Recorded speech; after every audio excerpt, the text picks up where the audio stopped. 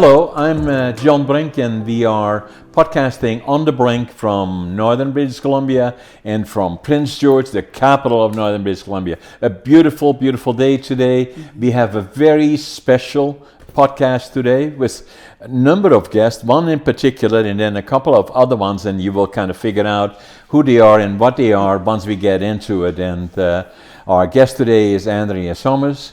Welcome to the show. Thank you very much for having me. And the company that you are involved in is called Love's Northern Animal Rescue. And Love Northern Animal Rescue, and that in particular deals with animals of all descriptions, or what are they? Well, we tend to help whatever comes across our requests, actually. Right. But I mean, puppies and dogs and cats specifically, but we've had some small animals, and we leave the big ones for Nicola. Nicola is a good friend of ours as well, and Red Path we have been involved with her for many, many years. She's and a it's fabulous amazing woman. What people like you and your organization and Nicola and other people are doing in terms of animal rescue. And we have a couple of guests here as well, so we should just see if they want to come close to me. Hey, Jasper, come on. Come on, guys. Let's go. Jasper, come on, sweetie. Come on, Jasper. Okay, come on. Hi. Okay, there is Jasper. And Jasper is a pup still. What would he be? He's a lab cross. His mom is here, and she's a black lab, and they were surrendered to us. Mom had a litter of puppies, and their owner just couldn't look after them any longer. So we took them on. Mom has some medical issues we need to address. She's got some hip issues. And these guys are up for adoption. Yeah. And how many of this is Jasper is a male? Yep. Is he spaded or? He's neutered. He's neutered and vaccinated, microchipped, health exam, and he's all ready to go. All of that is being done. Absolutely. Before they are given up for. Absolutely. And how many other brothers or sisters would he have? There was 4 in the litter. And they are all gone now? No, there's a few of them still available for adoption. So if people are interested, they could reach out to us for sure. And where are you located? Well, that's the interesting part about us, and I'm very proud of the fact that we are a foster-run organization. We don't have a facility. Okay. So what makes us very unique is the 102 animals that we have in care today are all in foster homes across Prince George. Right. So we're very, very fortunate to have an amazing support structure in this community. Now, in particular, what has happened, Andrea, since during the COVID period when everybody was alone, there was no place to go, really. Mm-hmm. And a lot of people that felt lonely or felt they wanted a companion, and particularly an animal, got an animal, and then unfortunately sometimes felt afterwards, when they had to go back to work and do all the other things, they could really not look after the animals. And a lot of animals are were being surrendered. Yes. Yeah, we did see a little bit of that in our organization. What we had during the COVID experience we all had was we had a huge increase in foster signups, which was fantastic for us. Right. Being as that we deal with the northern communities in and around Prince George, right. We deal with a huge influx of animals from time to time. Right. I say time to time, it's a lot. So when the animals come in, we have to put them into foster homes in order for us to assess them, make sure they get the appropriate medical care before we can put them into a forever. So when everybody was at home during COVID, we were able to rescue more animals from these communities because we had places to put them. Yeah. So we were able to then adopt them out. We haven't seen a huge return of our animals. Right.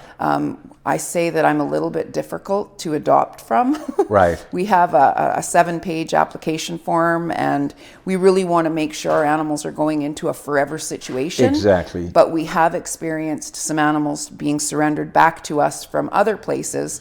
A lot of people got animals for free off Kijiji and stuff like that. And so, yes, we have had some animals surrendered because, unfortunately, people have had to go back to work. Yeah, exactly. And then, so you've been in business for about 5 years now? It was 5 years, yes. Yeah. And I started at the SPCA like forever ago. I was the regional fundraising director there, and I started out volunteering, and actually I started the Prince George Humane Society. I was instrumental in starting that here. Wow. And I was there for several years, and then I have 6 children. Yes. And my husband faced an amputation. So I needed to step away from rescue and focus on being a mom for a while. Yeah, it was an important time in our family. So I stepped away from rescue, but rescue didn't step away from me. No. So my relationships were all with the northern communities, and the people were constantly calling and asking for help. And I just kept saying, I'm sorry, I can't. I'm sorry, I can't. Yeah. And then there was a defining moment, February 4th, when I was sent a fairly graphic photo, and I made the decision that I have to help, because if I don't help, this is going to be the continuing result. And that was the day it was born, 5 years ago, February 4th. So how big is the circle that you're dealing with? You got the greater Prince George area, and how far out do you go? Well, I will go as far as needed to be to save an animal. I'm one of those crazy people. Yeah. But we're working with many of the northern communities. We deal with Quadacha, Seke Dene, Tache, Clasden Nation. We're going out as far as past on the other side of Mackenzie. We have like 15 hours away.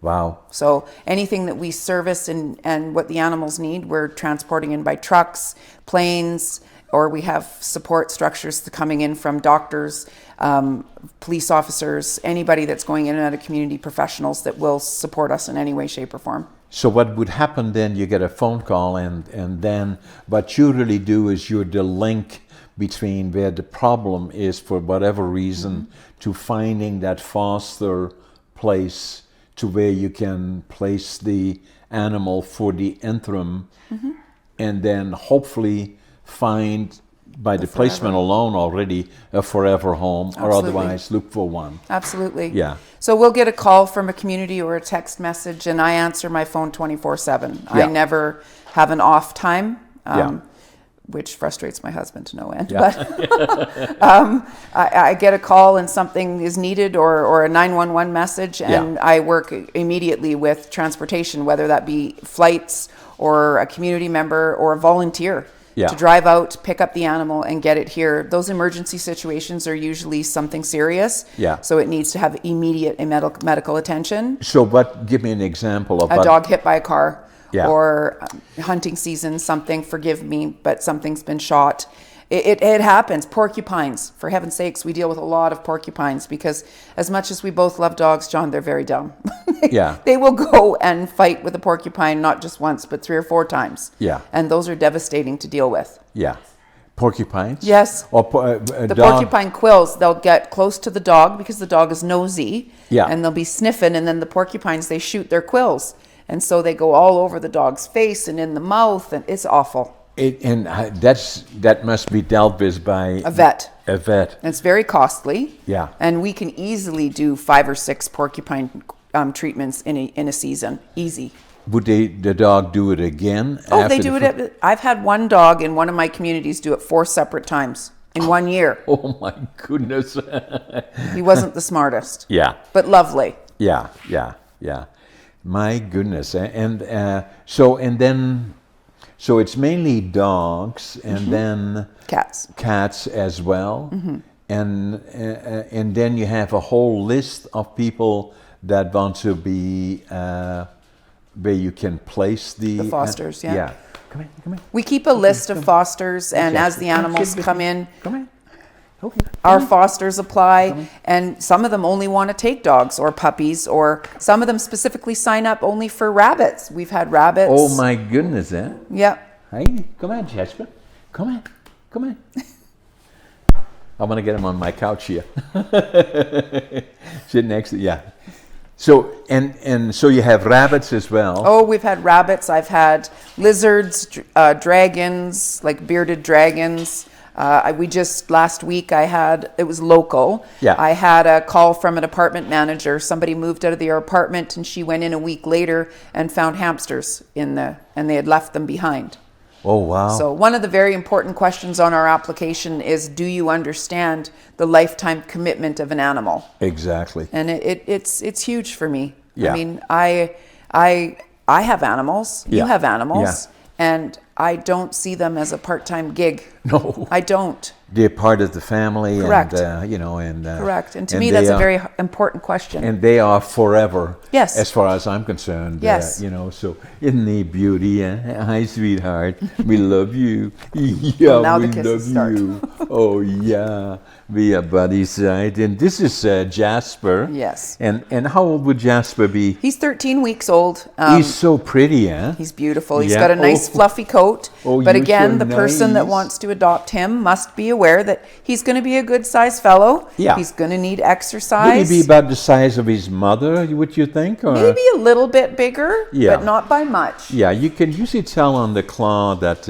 Yeah. he's going to be fairly busy. He's got big paws. Yeah, But Yeah. he's gentle, and that's Oh, a true yeah. testament to his foster home. yeah, And that's why our foster homes, we love our fosters. Our fosters are fantastic for our animals. They give Yeah. them that start, especially when they come from that huge abuse Exactly. situation. They need to be shown what they should be treated like. And Yeah. I adore my fosters. They're Yeah. fabulous. And Yeah. he's as good as a pup that he's so fantastic. It's because of his foster mom. Yeah. Denise is fantastic. yeah. And it must be even for the foster mom to kind of see him go out of the door a lot of time. But lot at of the my same time, fosters. if they know it is likely a forever home. Yes. Makes a a lot of my difference, huh? fosters do cry. Yeah. They become emotional. It's hard not to become attached. How can you not? Right. Right. But they know that they're setting them up for their best step forward. Yeah. Which is important. Yeah, we had one of the doggies that Noella usually doesn't have the smaller animals, and she had this Zachariah, this doggy, and so we adopted him, and you know, it's beautiful, but you know, so a real sweetheart, really. Nice. You know, so What kind of dog was it? what kind of a dog is it, Scotty? Little poodle. Yeah. A little one. Yeah. Oh. And how old? He was about 9, I think, and you know and Zachariah was his name? yeah, That's a cool name. yeah, it's a That is cool. name. Zachariah. And he's an amazing, and it's just like Jasper in a way, but for a 9-year-old.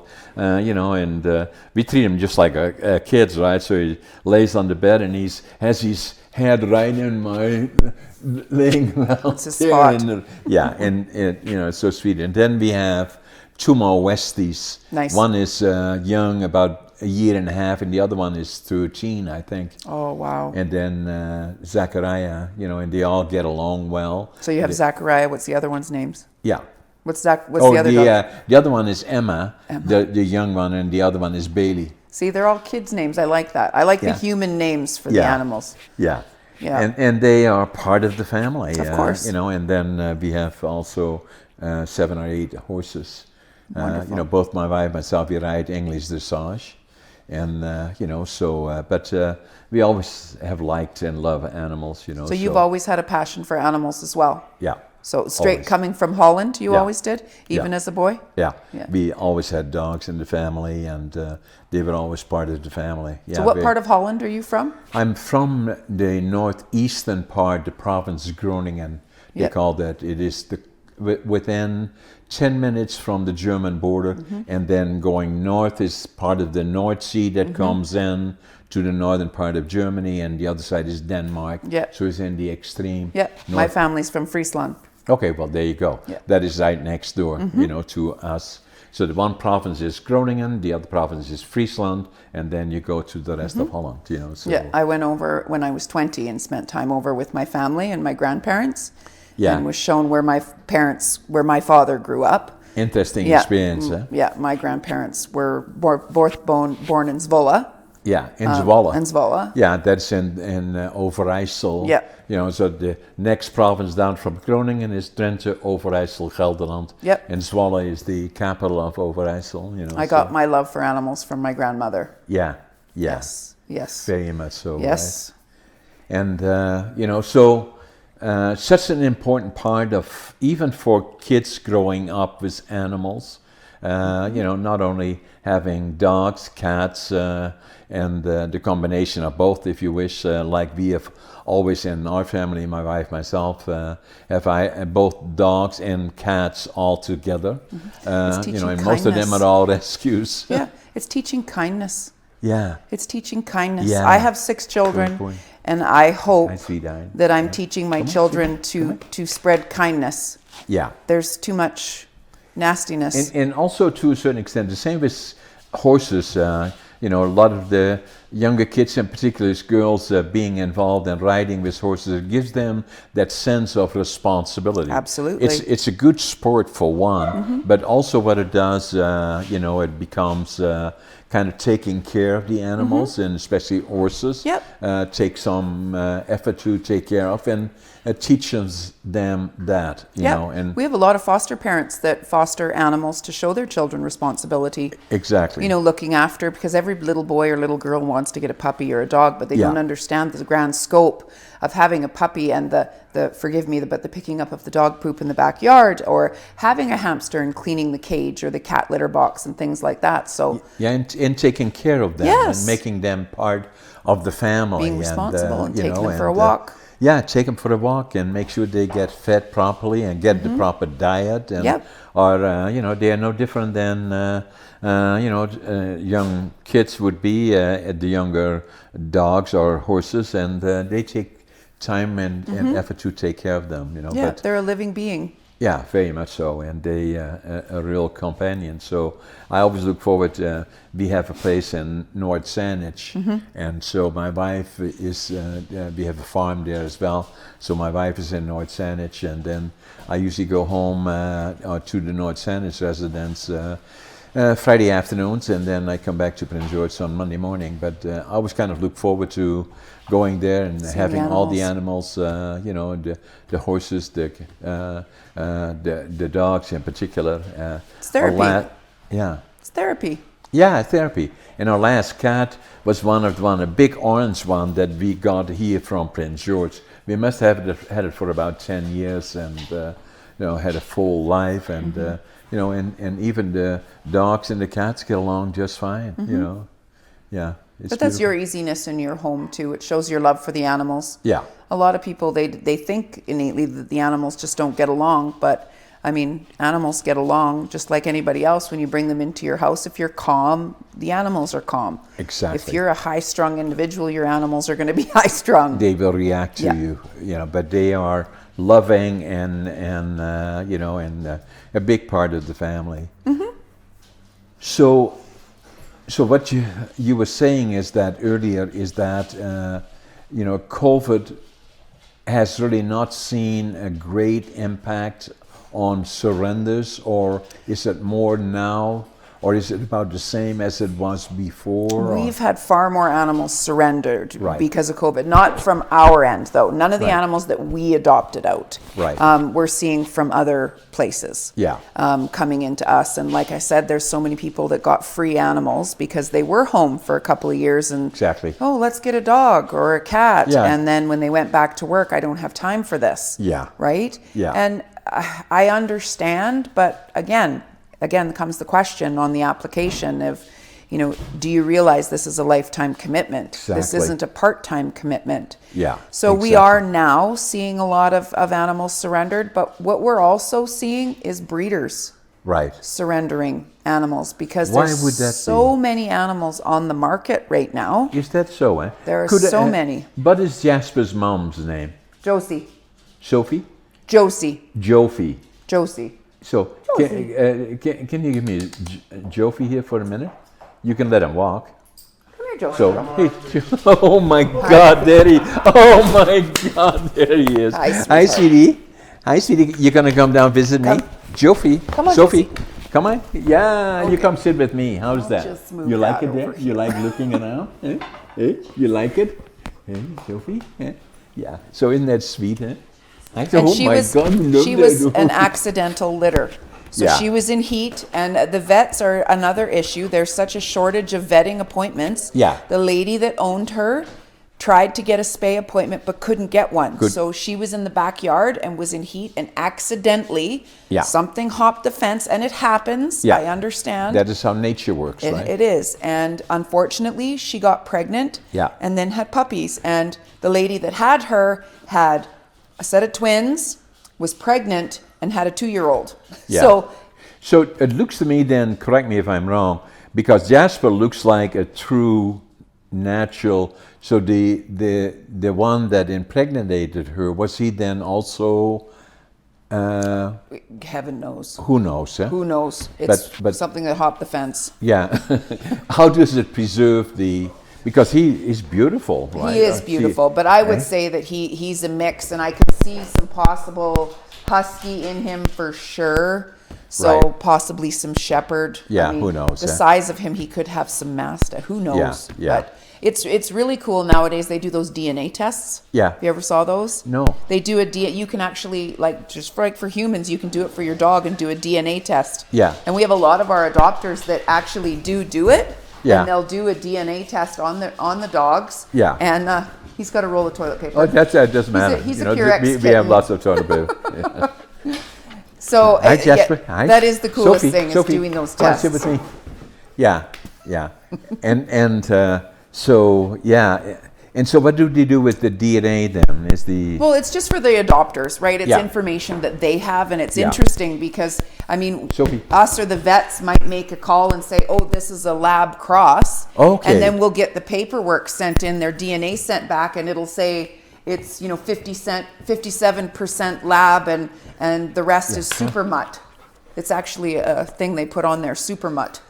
So now what we have then, what's going to happen now is that with Jasper, I'm sure you're going to get all kinds of calls now that they want to adopt. We hope so. That's what will happen. I'm absolutely so. How can you not fall in love with He's that? a beautiful If you're looking pup. for a dog, and a lot of people are, they're going to fall in love with them already, right? He's a beautiful pup. I mean, he's already neutered, vaccinated, dewormed, microchipped. His health exam is complete. Come on, sit with me. And his adoption fee is $625. Okay. And we like to say, when you adopt from Love's Northern Animal Rescue, you join the family. Exactly. And when you join our family, we support our families forever. Yeah. And another family that supports us is the Paw Street Market up on Demano Boulevard. So when you adopt from us, you go up there. They give you 15% off your first purchase when you adopt from us. So and you get all kinds of treats and things up there. It's great. Now, Sophie is her name, right? Josie. Josie. How do you spell it? Josie. Okay. So with Josie, is he also being adopted? She is available for adoption. Her spay hasn't happened yet because it has to be so many weeks after her litter. Yeah. But she will be available. We're accepting applications for her. Right. How old would she be? Our best guess is she's about 2 years old. Yeah. So, and she's great with kids, other dogs. Obviously, she's been around cats. She's very social and outgoing. She needs some leash manners. Yeah. But obviously some couch manners. Yeah. But she's looking for a family. Somebody to give her a life. You're going to stay with me? What do you think? You like it here? She's patiently waiting out the window. Yeah, you're looking out of the window. Yeah. So she would also be adopted, and then she will get. So you're just waiting for her to get spaded. By the time they get adopted, all the things are done: the injections, the spading, or neutered by, and then they have also something. The microchip. She'll have an ID. Yep. And then from there on in, that's it. She needs to go to her forever home. And then that'd be about $600. Her adoption fee, adult dogs, is $500. $500. So everything is done for $500. And then the next thing, she has some issues that have to be dealt with. She had something going on with her hips, the foster said, when she was surrendered. So we're having those looked at. We'll be doing an x-ray for her. And if there is anything, we will definitely address it. Yeah. So we adopted one also at Westy at one point a long time ago. And, he had also issues. We said, that's fine, we'll fix it. Yep. And, and again, for somebody that wants to adopt it, they can know about it, and then if they decide they will deal with it then in that particular case, they made sure it did happen. We made the commitment, and they kind of monitored that and watched it to make sure that it happened. It was also a Westie. And sometimes what happens is that people will try to get it for free and then try to sell it, or stuff like that happens, and you want to make sure that does not happen, right? No, absolutely You want not. it in that forever home. Yes, we want the dog in her forever home. So we will be accepting applications for Josie until we find her a spot. So how long has she been with you, Josie? The pups were just 3 weeks old when they came into care with us. Yeah.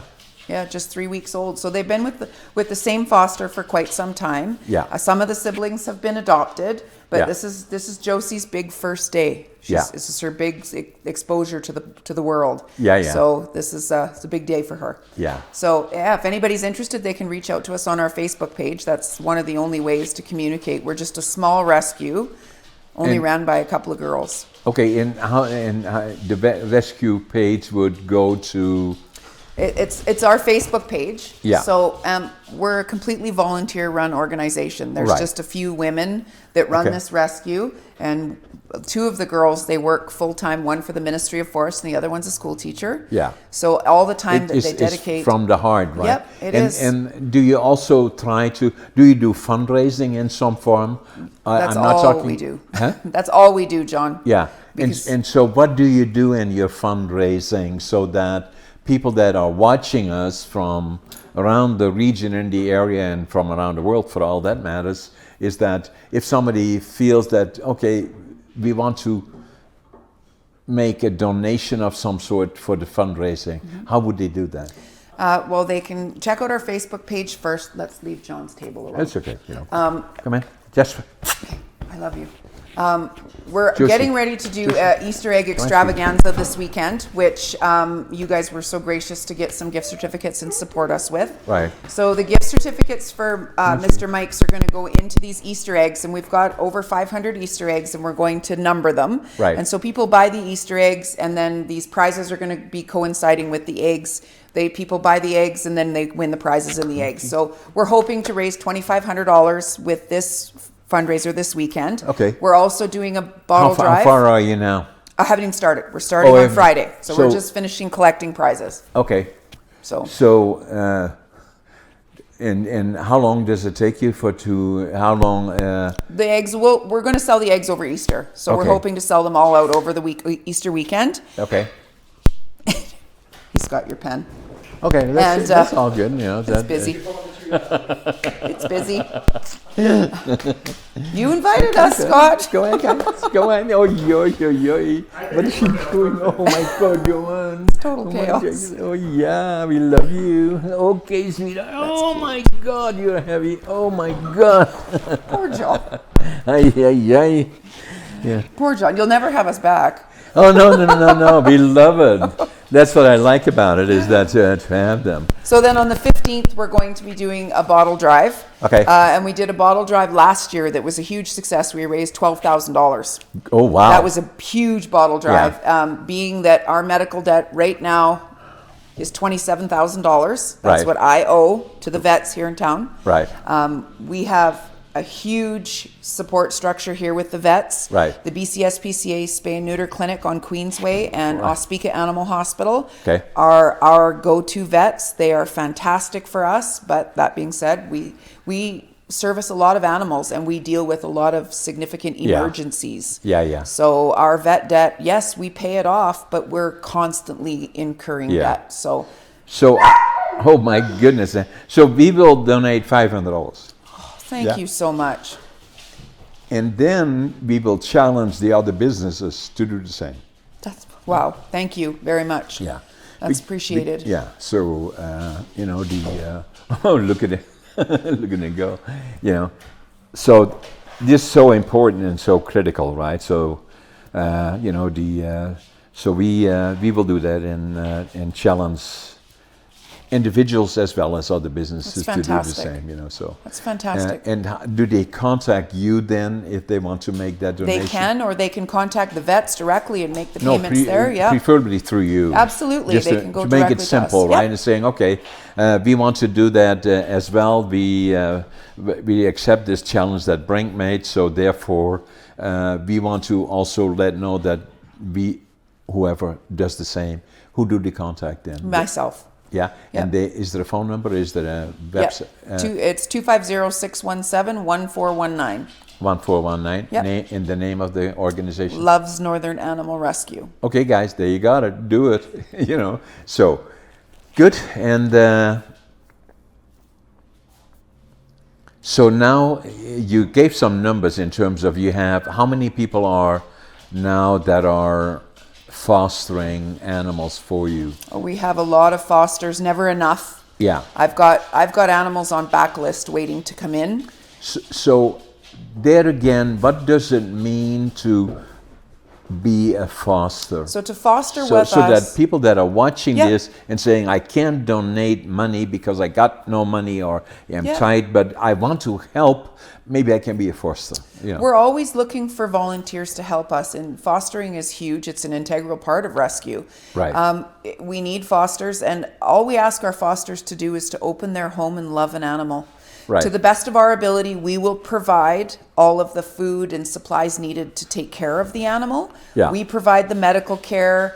We just want you to open your home and give them a safe place. That's Yeah. all we ask. So, and does somebody have to have certain credentials to fit that category? Well, there's an application form we ask you to fill out. Yeah. And obviously you have to own your home. If you Yeah. rent, we have to have permission from your landlord, Yeah. those types Yeah. of things. But once you fill out the application, if it's approved, it's good to go. Josie, come on, give me that. Yeah. So we're always looking for fosters. We're looking Sit. for volunteers to help with the bottle drive on the 15th. Yeah.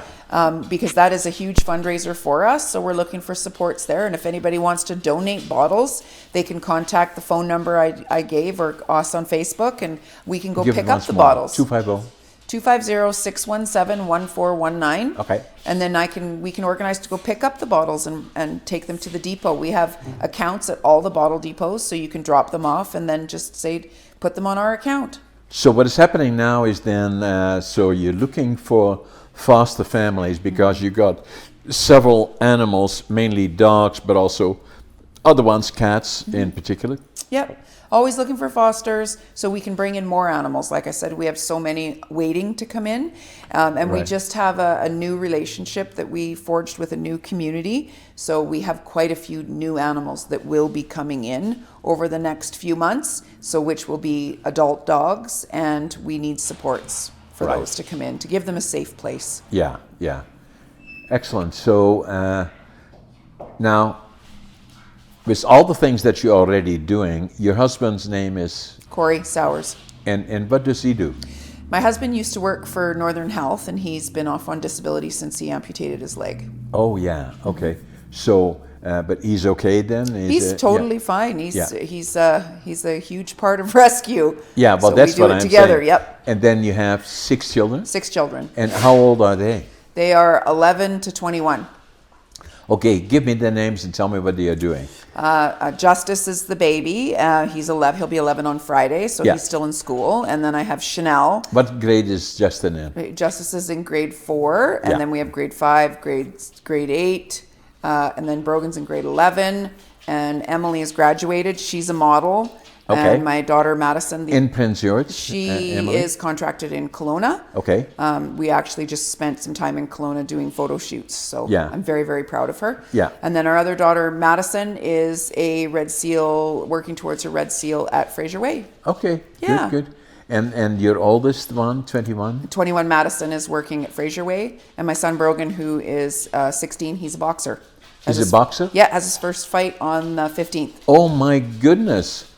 You know and where is he? He boxes here. He's with a club here, and this will be his first fight. He's going to kill me that I'm saying this on Yeah.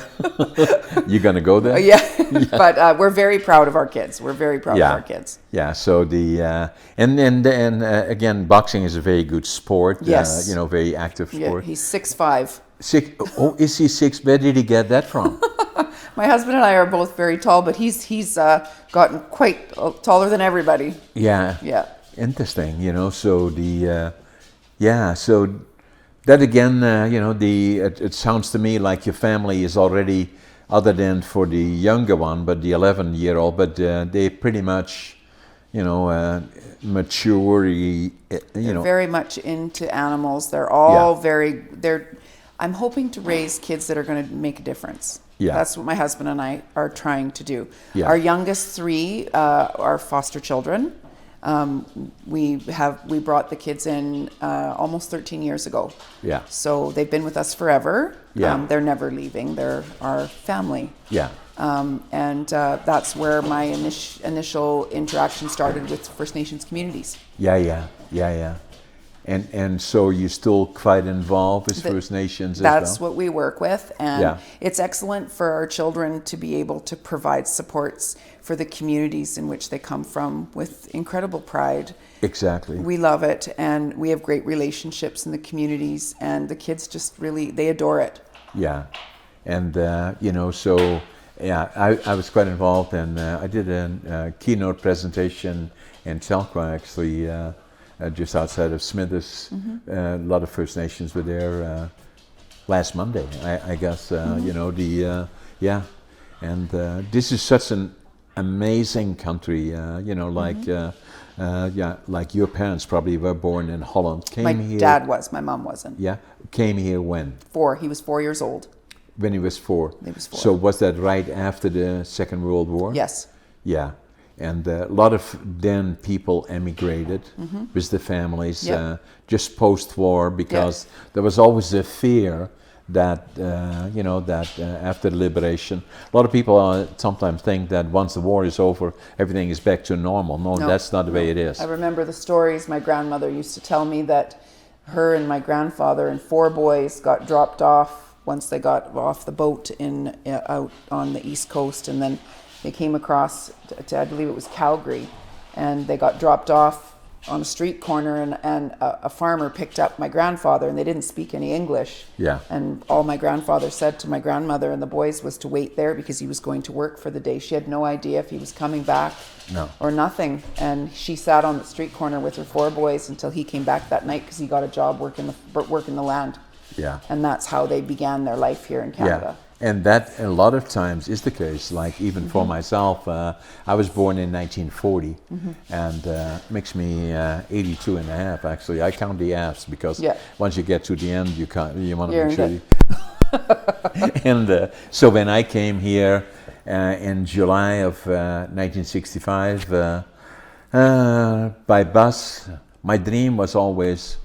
We were liberated by the Canadians April the 12th, 1945, and I always wanted to go to the land of my heroes, to Canada, from the time I was 5. And then the other dream that I had is I wanted to build my own lumber mill, because my grandfather was a master carpenter. My dad managed a small lumber operation, but I couldn't speak the language. I didn't know, so didn't have a job, and I came to Vancouver. Fortunately, it was a German fellow that I could speak some German, and I told him what I wanted to do. He said, Prince George, go to Prince George. They're building mills there, pulp mills, and so when I came off the bus here, I had $25.47, and couldn't speak the language, didn't have a job, didn't know anybody. Getting off the bus here in Prince George. Right in Prince George, about 3 blocks away from here, and. But what I did have is attitude, passion, work ethic, and what follows is success. And and I love Canada. I love BC, especially Northern British Columbia. It's the land of opportunity, and and even still today there is lots of opportunity. Of course, of course, you can do anything you want to do. You just got to put your heart and soul into it. Absolutely, and that's the same thing I think with my rescue is.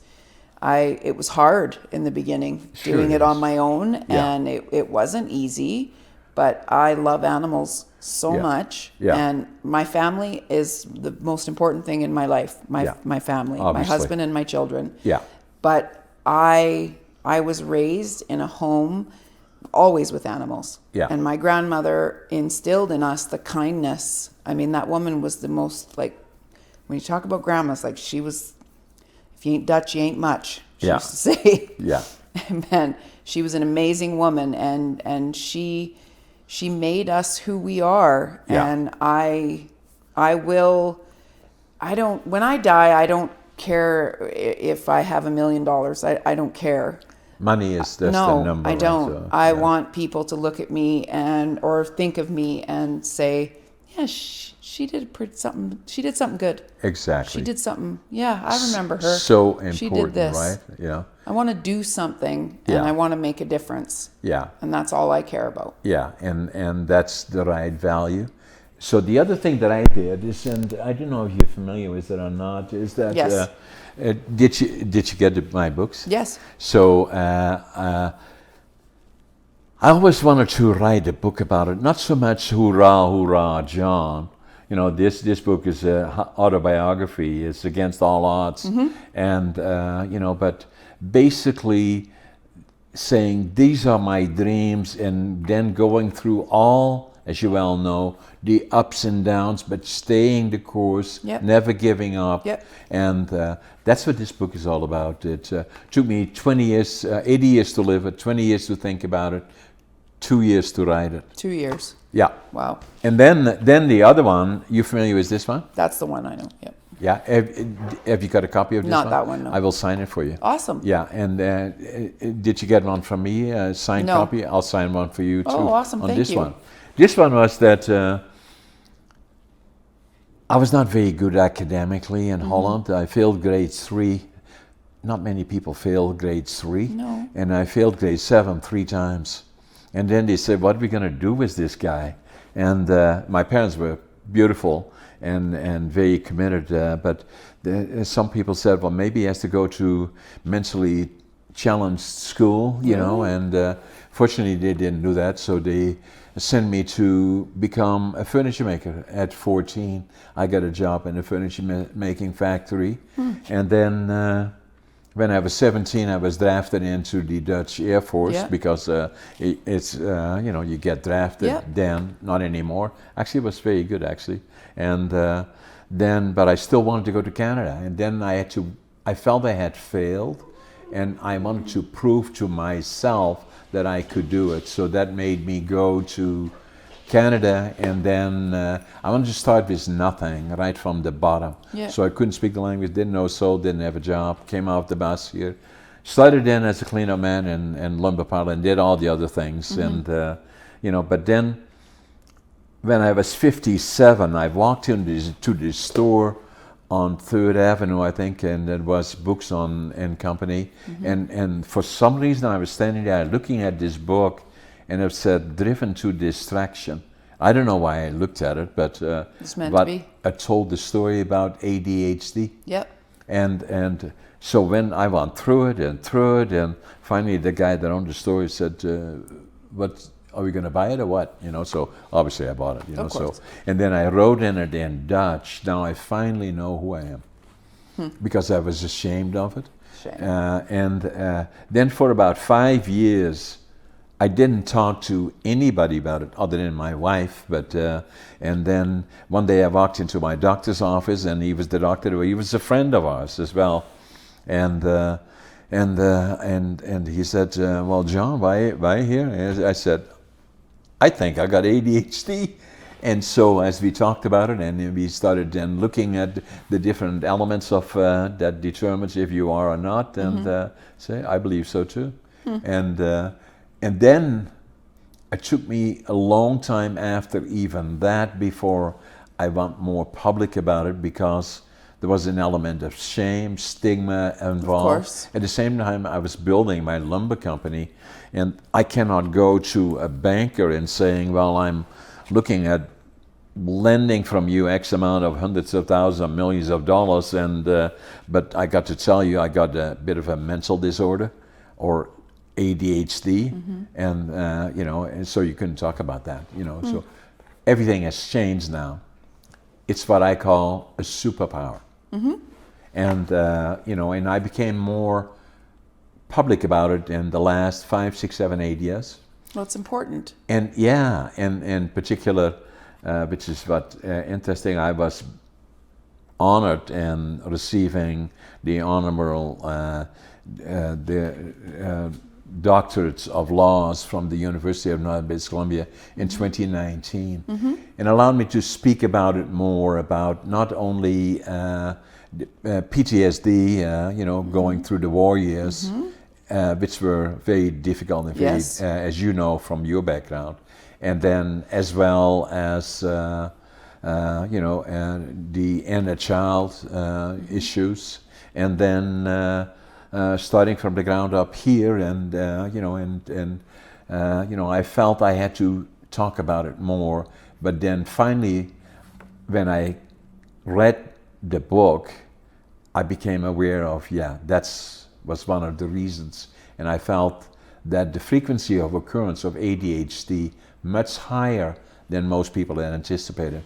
So I decided to write the book about 2-3 years ago, and been very, very popular. There's not a day, Andrea, that it doesn't go by that I meet somebody who says, yeah, I have it as well, or somebody and their family. And what I say to this doesn't only apply to ADHD, it also applies to people that are slow learners or have been affected by trauma and subsequently became slow learners. First Nations in particular, I've talked about a lot about it, and it's becoming very, very popular. You've shined a light on acceptance and knowing who you are. Correct. Which is important. It's critical. We all have to accept who we are. Yeah. And be at peace with it. Be proud of yourself. And be proud of Absolutely. it. Including ADHD, because it's a superpower. I can do 20 things all at the same time. So I couldn't have done what I did, with the different... I'm not saying that I'm so important, but I simply couldn't do all the things that I'm doing unless I had ADHD. Of course. No question about that. And that includes the books. And so about 5-6 years ago, I decided every year I wanted to write a book. Good for you. So another book is coming out this July. It is called Finding Your Passion, Living the Dream. That's awesome. And that's coming out in July. Good. Excellent. And then... We all have to have dreams. You have to have things to follow. It's important. Andrea means Andrea. Correct. Oh, yeah. All the best. So I'm going to give you a copy of this one and sign it. Thank you. And now... your friend and companion and the rescue is here with us as well. Her name is? Denise.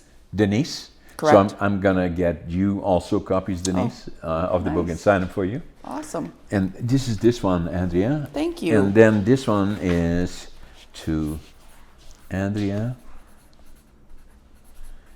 All the best. And so that more and more, I had somebody, when I did my keynote presentation in Telqua, we had probably 10 or 15 different books that Scott, that we have sent there and requests that we had from them. And then in my presentations, although that one was not about me and this, it was more about forest industry and entrepreneurship, but I always incorporate some of my stories and talking about the books, right? Well, people need to know who you are. Yeah. It's relatable. Right? Yeah. It's relatable. And this is the other one. And then, so... irrespective that you're very successful, you're just a normal guy. My grandmother always used to say, if you're naked, nobody can put their hand in the pocket. We're all the same, and we're just doing the best we can. Absolutely. And what is very important, what you were saying, is that someday, when we are at the end, if we can look back and saying, yeah, I did okay. I don't think I think I made a difference, and I was a good person. I'm very proud of the work that myself and my volunteers do, because everything we do is for these guys. Everything we Yeah. do. It's hard. Some days are very hard. Sure. Some days are super emotional. Sure. There's calls that I take or situations that I see that no one wants to see. But there has to be somebody to do those things because I agree. there are people that need support that get turned away from a lot of places. And I think it's important. Yeah. I just started a program working with a group here in Prince George, and I'll be going around and handing out food and supplies and doing support services for some of the animals that live on the streets with some of the homeless people here. Right. So I just started recently doing that. So it's just another little thing that I'm very proud to be doing. And we are, because to have people like you that has so committed and others that work with you makes a difference to the community. So I believe. I think everybody needs to try. Exactly. Denise, how do I spell your name? D-E-N? I? S-E. S-E.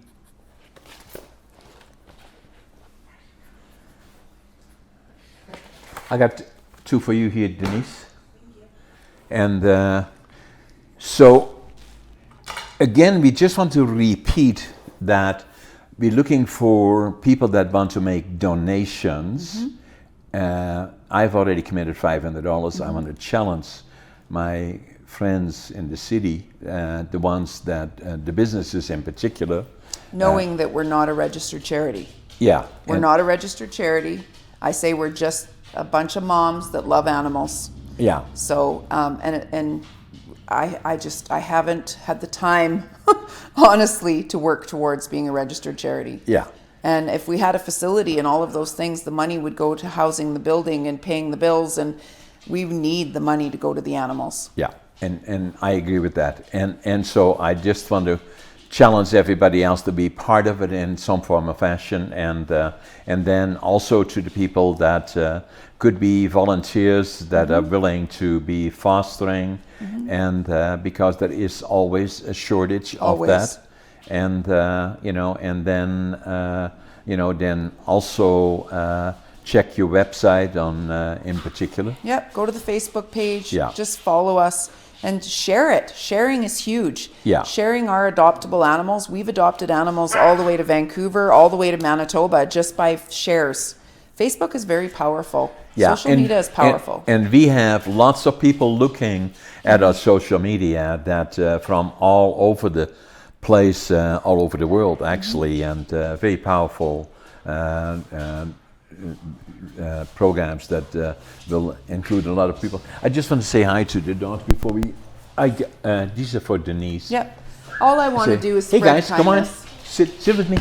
Come on, come on. Hi guys. Josie, sit. Okay. Hi, sweetie. Hi. Hi, we love you too. Hi. Oh yeah, you're gonna find a forever home pretty soon. Oh yeah. I think he should go home yeah, with Scott. you're so sweet. You're so sweet. Yeah. Or bring him home for your mom. I know she would. I see that. Hi. Oh my God! Come on. Yeah. Thanks, Denise. Appreciate it. I'll give you a big hug. Thank you.